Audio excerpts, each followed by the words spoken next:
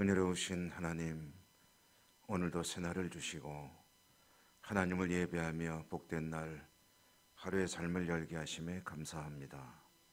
우리 예배를 받아주시고 은혜 내려 주시옵소서. 예수님 이름으로 기도드립니다. 아멘.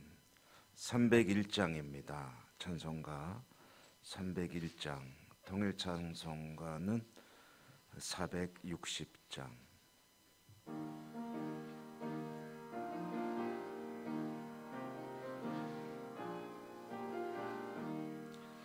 지금까지 지내온 것 주의 크신 은혜라. 한이 없는 주의 사랑 어찌 이루 말하랴. 자나깨나 주의 손이 항상 살펴주시고 모든 주 안에서 형통하게 하시네. 몸도 마음도 연약하나 새 힘받아 살았네. 물 붓듯이 부으시는 주의 은혜 족하다. 사랑 없는 거리에 험한 손길에 맬 때 주의 손 굳게 잡고 찬송하며 가리라. 주님 다시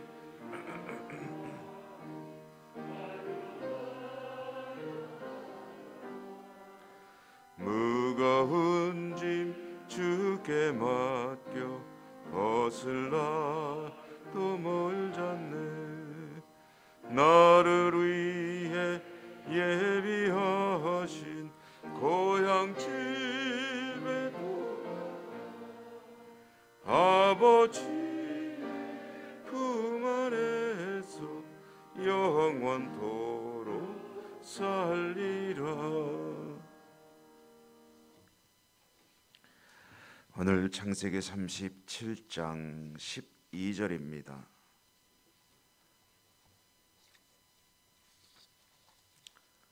12절부터 24절까지 창세기 37장 12절부터 24절까지 교독합니다. 그의 형들이 세겜에 가서 아버지 양떼를 칠 때에 이스라엘이 요셉에게 이르되 내 형들이 세겜에서 양을 치지 아니하느냐. 너를 그들에게로 보내리라. 요셉이 아버지에게 대답하되 내가 그리하겠나이다. 이스라엘이 그에게 이르되 가서 내 형들과 양떼가 다 잘 있는지를 보고 돌아와 내게 말하라 하고 그를 헤브론 골짜기에서 보내니 그가 세겜으로 가니라. 어떤 사람이 그를 만나 그가 들에서 그에게 물어 이르되 내가 무엇을 찾느냐. 그가 이르되 내가 내 형들을 찾아오니 정하건대 그들이 양 치는 곳을 내게 가르쳐 주소서. 그 사람이 이르되 여기서 떠났느니라. 내가 그들의 말을 들으니 도단으로 가자 하더라. 요셉이 그의 형들의 뒤를 따라가서 도단에서 그들을 만나니라. 요셉이 그들에게 가까이 오기 전에 그들이 요셉을 멀리서 보고 죽이기를 꾀하여 서로 이르되 꿈꾸는 자가 오는. 자 그를 죽여 한 구덩이에 던지고 우리가 말하기를 악한 짐승이 그를 잡아 먹었다 하자. 그의 꿈이 어떻게 되는지를 우리가 볼 것이니라 하는지라. 루벤이 듣고 요셉을 그의 생명은 내치지 말라. 루벤이 또 그들에게 이르되 피를 흘리지 말라. 그를 광야 그 구덩이에 던지고 손을 그에게 대지 말라 하니 이는 그가 요셉을 그들의 손에서 구출하여 그의 아버지에게로 돌려보내려 함이었더라. 요셉이 형들에게 이르매 그의 형들이 요셉의 옷 곧 그가 입은 채색 옷을 벗기고 그를 잡아 구덩이에 던지니 그 구덩이는 빈 것이라 그 속에 물이 없었더라. 아멘. 오늘도 주님 은혜가 풍성하시기를 기원드립니다. 창세기 이야기, 야곱의 이야기를 쭉 읽고 있죠. 요셉의 이야기지만 사실은 큰 틀에서 보면 야곱의 이야기입니다. 보통 이스라엘의 족장하면 아브라함과 이삭과 야곱, 요셉이라고 하는 인물이 중요한 인물이긴 하지만 3대 족장하면은 아브라함과 이삭과 야곱입니다. 요셉은 이제 야곱의 아들로서 또 하나님의 역사에 중요한 인물이기도 하지만 전체적으로 야곱의 가정 이야기, 야곱의 삶의 이야기 중에 요셉이라고 하는 아들이 이제 겪게 되는 이야기를 들려주는 거죠.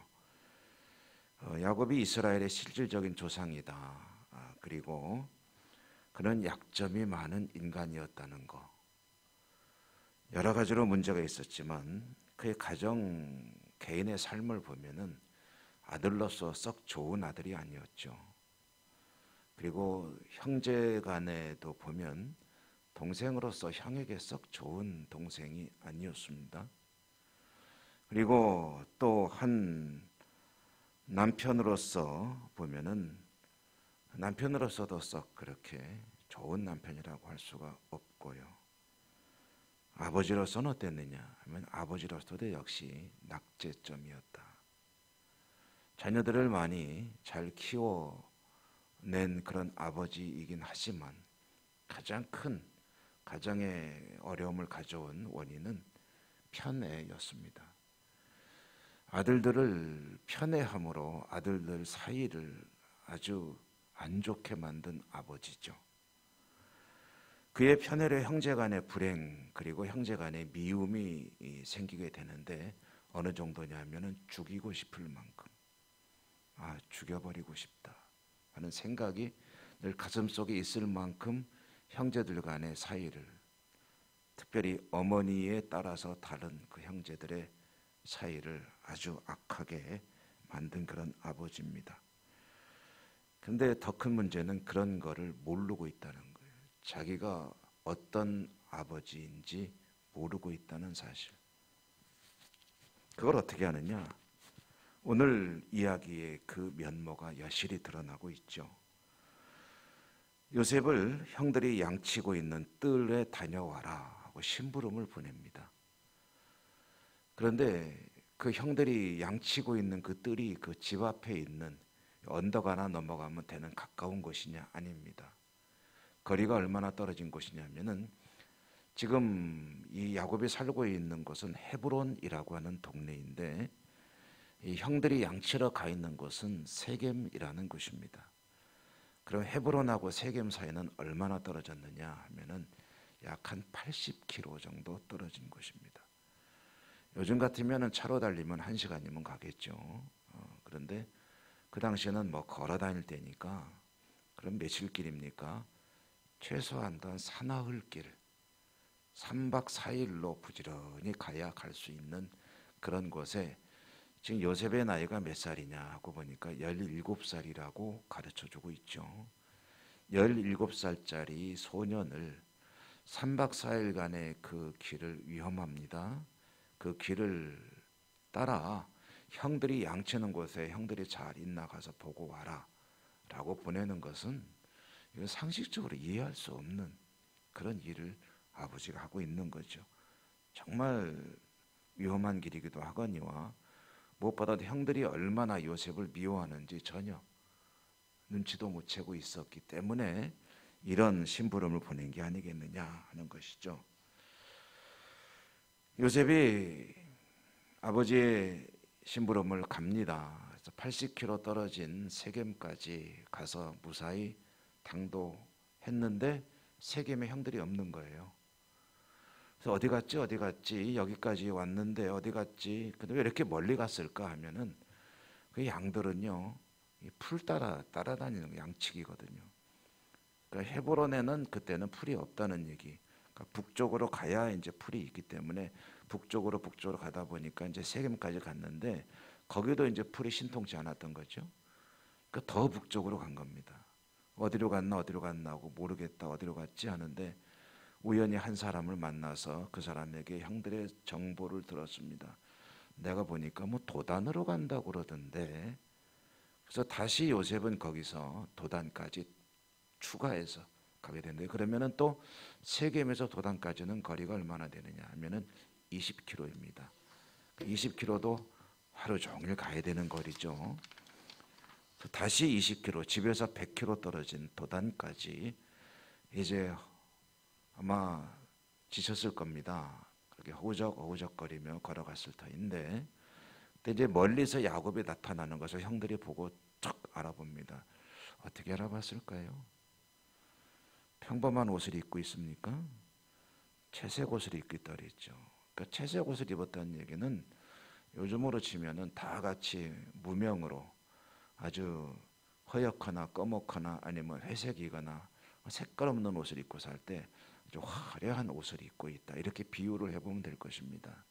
멀리서 봐도 탁 눈에 띄는 거예요.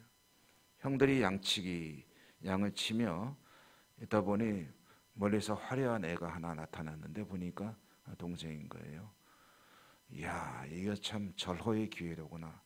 저 미운 저 녀석 여기서 죽여버리자 하고서 형들 간에 악한 모의가 벌어지게 되는 거죠.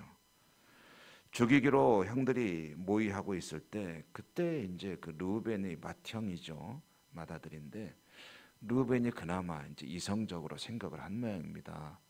이제 죽이는 건 아니지라고 생각을 했든지 이제 동생들에게는 달래는 거죠. 죽이지는 말고 저기다 구덩이에 집어 던지자. 우리 손에 피 묻힐 필요가 뭐가 있느냐. 구덩이에 집어 던지자. 그리고 자기는 속으로 나중에 꺼내줘야지 라고 생각을 한 겁니다. 그래서 이제 요셉을 이제 죽이지는 않고 때려 죽이지는 않고 그 이제 구덩이에 던져 버렸다 하는 그런 이야기인데, 마지막으로 보니까 24절에 그 구덩이에는 물이 없었더라라는 이야기는 그 구덩이가 원래 물웅덩이였다라는 것을 알 수 있죠. 그런데 물이 왜 없느냐 하면은 이때는 이제 그 비가 올 때 안 올 때가 있지 않습니까? 이스라엘은. 그래서 건기우기 하는데 건기의 끝자락이었다. 그러면 시기적으로 한 9월, 10월쯤이었다. 이제 10월부터 비가 오기 시작하고 이런 웅덩이에 이제 물이 차게 되면은 1년 두고 쓰는 겁니다. 1년이 다 지나서 물이 없으면 좀 말라버리게 되니까 들어가면 사람은 절대로 나올 수가 없습니다. 왜 그러냐면은 이렇게 위는 좁고 밑에는 넓은 구조로 돼 있거든요. 그러니까 거꾸로 매달려 기어 나올 수가 없죠. 그러니까 사람이 밖에서 건져줘야 나올 수 있는 그런 웅덩이인데, 물바지 웅덩이에다가 집어 던져놓은 형들, 그리고 거기에 이제 집어 던져진 요셉 이야기입니다. 오늘 이 형들의 분노, 그리고 야곱의 삶이 얼마나 뒤죽박죽인지, 그의 삶은 정말 전반적으로 모든 게 좀 예측 불가입니다. 좀 되는 듯 했다가 뒤집어지고 뒤집어지는 듯 했다가 뭔가 좀 정돈이 되고, 야곱의 생애는 그야말로 나중에 이제 바로 앞에 섰을 때 나그네의 세월, 험악한 세월을 살았습니다 라고 대답을 하는 것처럼 그야말로 험악한 세월을 사는 것이 야곱의 인생인데, 요셉은 이와 같이 웅덩이에 던져지게 되는데 거기에는 본인이 제공하는 원인도 있습니다. 아직 어린 소년이지만 하나님으로부터 받은 특별한 계시가 있었죠. 그것은 존귀한 자가 되리라는 계시였습니다. 어느 정도냐 하면은 형들과 부모까지 그 앞에 머리를 조아리는 그런 존귀한 자로 하나님께서 이제 축복하시고 쓰시겠다 하는 그런 계시를 두 차례나 받게 됩니다. 여러분, 성경에서 이제 보통 같은 것이 두 차례 반복된다는 것은 그것은 강조의 의미가 있습니다. 똑같은 내용인데 반복이 됐다건 하나님께서 반드시 그렇게 하신다. 그러니까 요셉은 이제 하나님으로부터 그런 계시를 받았기 때문에 일종의 은혜와 은사와 축복을 받은 것이죠. 그러면은 그런 것들을 어떻게 다스려야 하느냐 하면은 하나님께는 영광이고 모두에게 덕이 되는 그런 방향으로 이런 것들은 사용이 되어야 됩니다. 모든 하나님의 은혜와 은사는 그렇습니다. 여러분, 하나님의 은혜와 은사는 꼭 무슨 방언을 하고 그리고 또 무슨 신유의 은사를 받고 이런 것만을 의미하는 게 아닙니다. 하나님 주시는 모든 것이 다 은혜이고 은사입니다. 그러므로 내 생명도 은사요, 내가 살아가고 있는 모든 삶의 여건도 은사요, 나에게 무언가 주어진 게 있다면 그것은 하나님의 은사, 곧 은혜의 선물, 기프트입니다. 그러므로 그런 것들이 하나님 보시기에 정말 주신 분의 뜻에 합당하게 사용이 돼야 되는 거죠. 요셉에게 특별한 은사가 주어졌습니다. 그것은 계시였는데 내가 너를 정말 네 형들과 모든 동족들도 너에게 머리를 조아릴 존귀한 자로 너를 쓰겠다라고 하나님께서 계획을 밝혀주셨으면 그걸 가지고 기도하며 하나님 앞에 정말 그럴 만한 인물로 살아가는 성숙한 모습을 보이고 해야 되는데 그거 떠벌리고 다니면 안 되거든요. 여러분, 하나님 주신 무슨 은혜와 은사가 있을 때 내가 이런 사람인데 라고 떠들지 마십시오. 입 밖에 내지 마세요. 그게 하나님 영광을 가리우는 겁니다. 앞에서 감탄하는 것 같아도 감탄하지 않아요. 시기 질투 일으키는 겁니다. 나는 왜 안 주나? 나 방언 받았어? 왜 나는 안 주지? 나 이번에 축복받아서 하나님이 내 사업에 이런 은혜를 주시되 왜 나는 안 주지?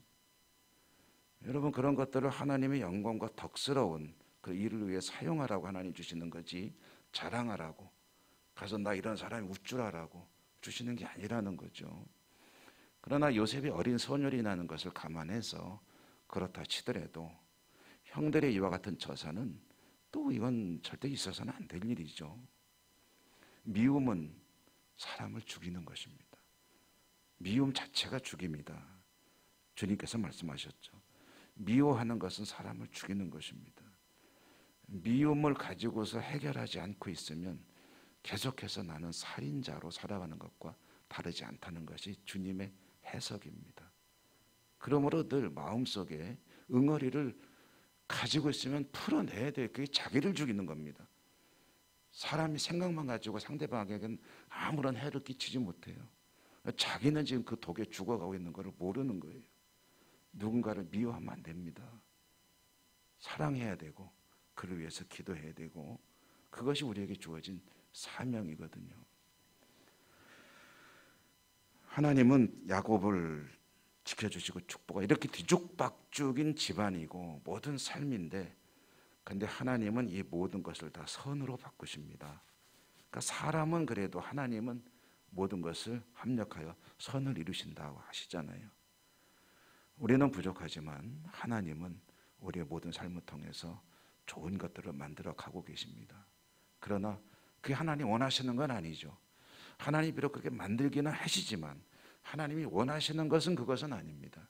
하나님 원하시는 것은 미움을 극복하고 모든 어려움들을 뛰어넘어 하나님의 뜻을 이루는 복된 그런 성도로 살아가는 것, 그것이 하나님께서 원하시는 것이죠. 계속되는 요셉 이야기를 보겠지만 하나님은 이런 가운데도 그들을 버리지 않고 도저히 난 신경 쓰고 싶지도 않다 라고 팽개치지 않으시고 계속해서 그들의 삶을 지켜보시며 은혜를 베푸시고 또 구원을 이루어 가십니다. 여러분, 우리는 부족하죠. 하나님은 참 좋으신 하나님, 우리의 그 모자람을 가지고도 진노하지 아니하시고 합력하여 선을 이루시는 하나님. 우리가 할 수 있는 건 한 가지밖에 없습니다. 어떻게 하면 조금이라도 더 모자라지만 하나님께 기쁨이 되는 하나님 사람으로 살 수 있을까? 오늘도 그렇게 복된 하루가 되시기를 주님 이름으로 축원합니다. 은혜로우신 하나님 감사합니다. 계속해서 야곱의 이야기 들려주시는 말씀을 읽어나가고 있습니다. 우리의 삶은 참 많이 모자랍니다. 하나님의 영광을 드러내기보다는 하나님의 근심이 될 때가 참 많습니다. 그럼에도 불구하고 구원해 주시고 은혜를 주시며 복 주시는 하나님 참 감사합니다. 오늘도 하나님의 뜻에 조금이라도 더 합당한 하루를 살기를 원합니다. 성령님 인도해 주시고 오직 하나님의 인도하심에 순종하여 승리하는 복된 하루 되게 해 주옵소서.